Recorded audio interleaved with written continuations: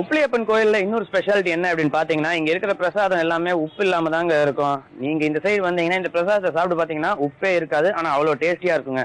அது மட்டும் இல்லாம குழந்தைங்க பிறந்த உடனே காது குத்தி மொட்டை அடிக்கிறதுக்கு வந்து நிறைய பேர் இந்த கோயில்ல தான் செய்யணும் அப்படின்ட்டு வேண்டிப்பாங்க. இதெல்லாம் தெரியுமா உங்களுக்கு? ஓகேங்க, இப்போ வந்து மூலிகை விருந்துல இன்ட்ரெஸ்டிங்கான குக்கிங் ரெசிபி உங்களுக்காக காத்துட்டு இருக்கு. அதை போய் பார்த்து என்ஜாய் பண்ணுங்க. வணக்கம் நேர்களே, மூலிகை விருந்து பகுதி மூலம் சந்திக்க வந்திருப்பது தமிழ் செல்வி. இன்னைக்கு நாம மூலிகை விருந்து பகுதியில பார்க்க போற டிஷ் என்னன்னு பாத்தீங்கன்னா மணத்தக்காளி இலை அவியல். அது எப்படி செய்யறது பாக்குறதுக்கு முன்னாடி அதுக்கு என்ன பொருட்கள் தேவைன்றது நாம இப்ப பார்க்கலாம். மணத்தக்காளி இலை, முருங்கை இலை, எண்ணெய், சோம்பு, உளுந்து, கடுகு, காஞ்ச மிளகாய், வெங்காயம், உப்பு, பொரி, அரிசி மாவு. இவ்வளவுதாங்க இதுக்கு தேவையான பொருட்கள். இதை எப்படி செய்யலாம்ன்றத நாம இப்ப பார்க்கலாம். ஃபர்ஸ்ட் ஸ்டவ் ஆன் பண்ணிக்கோங்க. கடாயை வச்சுட்டு இதுல கீரை வேகிற அளவுக்கு தண்ணி ஊத்திக்கோங்க.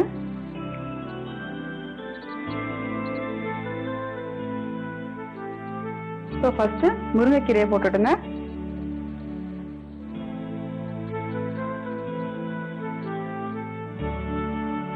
இது கூடவே மணத்தக்காளி கீரையும் போட்டுடுங்க.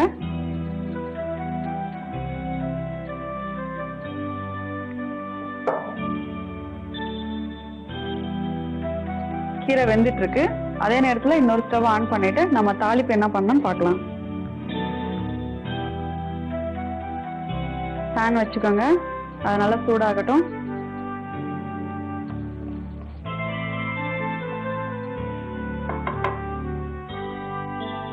சூடாயிடுச்சு. கொஞ்சமா எண்ணெய் விட்டுக்கோங்க.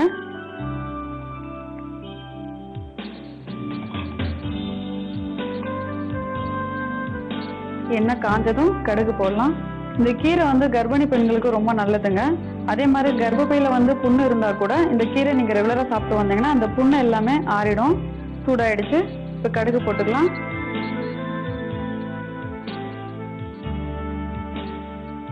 கடுகு பொரிஞ்சதும் உளுந்து சேர்த்துக்கலாம். கடுகு பொரியிட்டு இப்போ உளுந்து சேர்த்துக்கலாம்.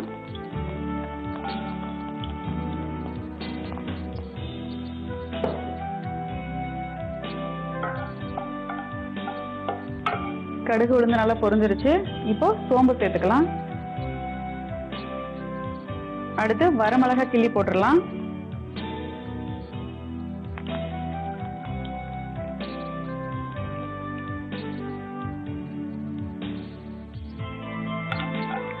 நல்லா வதக்கிடுங்க.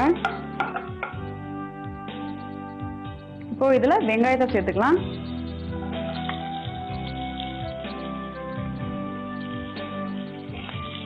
வெங்காயத்தோட அந்த பச்சை வாசனை போறது முடிய நல்லா வதக்கிடுங்க. வெங்காயம் சீக்கிரம் வதங்க. இது கூட கொஞ்சமா உப்பு சேர்த்துக்கலாம்.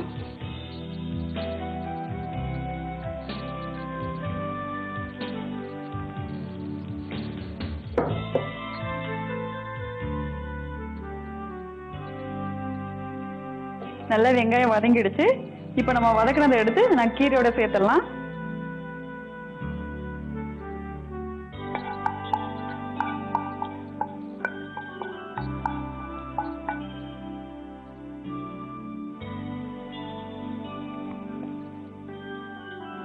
எல்லாத்தையும் சேர்த்து நல்லா கிளறிடுங்க.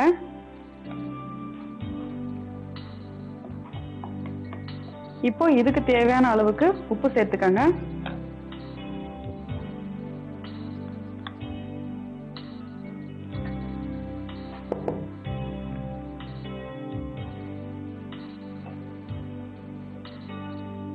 இப்போ அரிசி மாவு சேர்த்துக்கலாம்.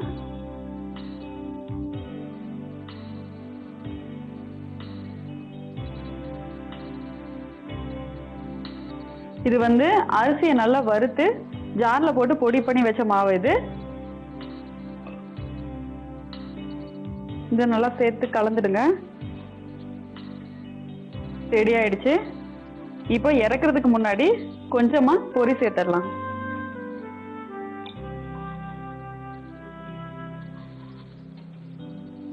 வச்சிருந்து சாப்பிடணும்னு நினைக்கிறவங்க வந்து பொரி சேர்த்துக்க வேணாம். உடனே சாப்பிடணும்னு நினைக்கிறவங்க வந்து பொரி சேர்த்துக்கலாம். இப்போ ஸ்டவ் ஆஃப் பண்ணிடுங்க. இதை வந்து எடுத்து ஒரு தனியாக ஒரு பாத்திரத்தில் போட்டுடலாம்.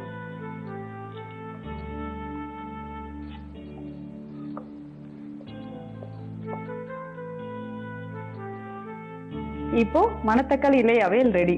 இது எப்படி செஞ்சோன்றத ஒரு சின்ன ரீக்கப் பார்த்துடலாம். ஃபர்ஸ்ட் ஸ்டவ் ஆன் பண்ணிக்கோங்க. கடாய் வச்சு அதில் தண்ணி ஊற்றிட்டு ஃபர்ஸ்ட் முருங்கைக்கீரையை போடுங்க. அடுத்து கிள்ளி வச்சிருக்க மணத்தக்காளி இலையை போட்டுட்டு நல்லா கொதிக்க விடுங்க. அது ஒரு பக்கம் கொதிக்கும் பொழுது அடுத்து நம்ம ஸ்டவ் ஆன் பண்ணிட்டு அதில் ஒரு பேன் வச்சுட்டு பேன் ஹீட் ஆனதுக்கப்புறம் கொஞ்சமாக எண்ணெய் விட்டுக்கோங்க. எண்ணெய் விட்டு கடுகு போடுங்க. கடுகு பொரிஞ்சதும் உளுந்து சேருங்க. உளுந்து கடுகு ரெண்டும் நல்லா பொரிஞ்சதுக்கு அப்புறம் கொஞ்சமா சோம்பு போடுங்க. சோம்பு நல்லா பொரிஞ்சதுக்கு அப்புறமா வரமிளகாய் கிள்ளி போடுங்க. அது எல்லாத்தையும் நல்லா வதக்கிட்டு அதுல வெங்காயத்தை சேருங்க. அது வெங்காயம் நல்லா வதங்குறதுக்கு கொஞ்சமா உப்பு சேருங்க. எல்லாத்தையும் சேர்த்து நல்லா வதக்குனதுக்கு அப்புறம் ஸ்டவ் ஆஃப் பண்ணிடுங்க. ஏற்கனவே வெந்துட்டு இருக்க கீரையில அதை எல்லாத்தையும் எடுத்து கலந்துடுங்க. எல்லாத்தையும் சேர்த்து நல்லா கிளறிட்டு அதுக்கு தேவையான அளவுக்கு உப்பு சேர்த்துடுங்க. இப்போ நம்ம அரைச்சி வச்சிருக்க அரிசி மாவை அதில் சேர்த்துடுங்க. கடைசியா இறக்கும் பொழுது நமக்கு பொரி தேவைன்னா உடனே சாப்பிட்ற மாதிரி இருந்தா பொரி சேர்த்துக்கலாம். சேர்த்துட்டு ஸ்டவ் ஆஃப் பண்ணிடுங்க. அதை ஆஃப் பண்ணிட்டு ஒரு பவுல் எடுத்து சேவ் பண்ணிடுங்க. இப்போ நம்மளுடைய மணத்தக்காளி இலை அவியல் ரெடி. இந்த மணத்தக்காளி இலையை நம்ம ரெகுலரா சாப்பிட்டுட்டு இருந்தோம்னா வெயில்னால வரக்கூடிய உஷ்ணம், அதனால கட்டி, அதுக்கப்புறம் பாத்தீங்கன்னா வேர்க்கூர், இது எல்லாமே வராத அளவுக்கு நம்ம தடுக்கலாம். ஓகே நேயர்களே, இன்னைக்கு நம்ம மூலிகை விருந்து பகுதியில மணத்தக்காளி இலை கூட்டை பத்தி பார்த்தோம். இதே மாதிரி நல்ல ரெசிபியோட உங்களை அடுத்த மூலிகை விருந்து பகுதியில சந்திக்கிறேன். அதுவரை உங்களிடமிருந்து விடைபெறுவது தமிழ் செல்வி.